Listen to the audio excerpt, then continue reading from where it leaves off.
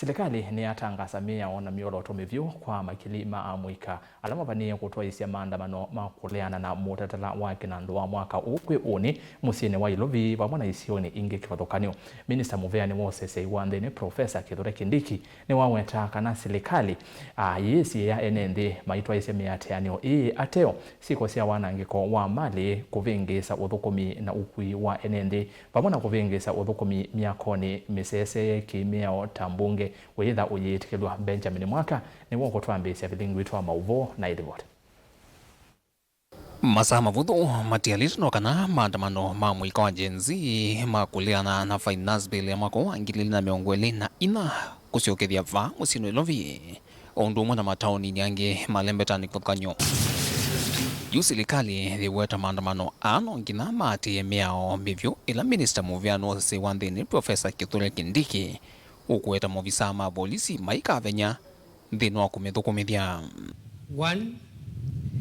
They must remain peaceful and unarmed throughout the assembly, the demonstration, the picketing, and the presentation of any petitions to authorities.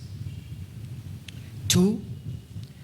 They must engage in a manner that does not promote violence or riots, because the right in Article 37 is the right to demonstrate. It is not the right to riot. Number 3, they must not breach public order. Number 4, they must not intimidate, harass, or otherwise inconvenience members of the public who are not protesting. Maandamano amethitwe na kielelo kinene cha wasya kuiweka mbungeni kwisla #OccupyParliament na kuyanana na CS Kindiki nikanoneka kulike mbunge kuvikika kuitonekana na uthukumi miakoni misungeki miao uyailolikelelwa ni mundu ona wiva. They must adhere to the laws of Kenya, including the Protected Areas Act that limits access to certain critical infrastructure for national security reasons.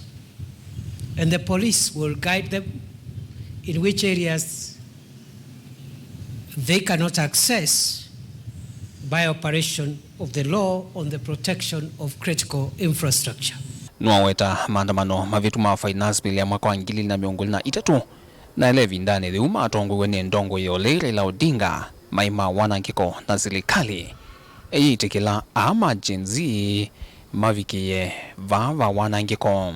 In the past, we have seen grave breaches to peace. We have seen people pretending to be protesters, damaging road infrastructure and other amenities built by the taxes and the sweat of the people of Kenya. I dare you to try that. Maandamano hama vanie kutwaiwa muthema ula mbunge kwi une ikwithwa na kivalua kinene cha kuvitukithia mutalatala wa Finance Bill 2024 kivenge kimwe kuthi kila kingi. Unfortunately, we will not be able to take any questions. Vilingu wa mauvo kumava musini wa Ilovi nye nito Benjamin Mwaka.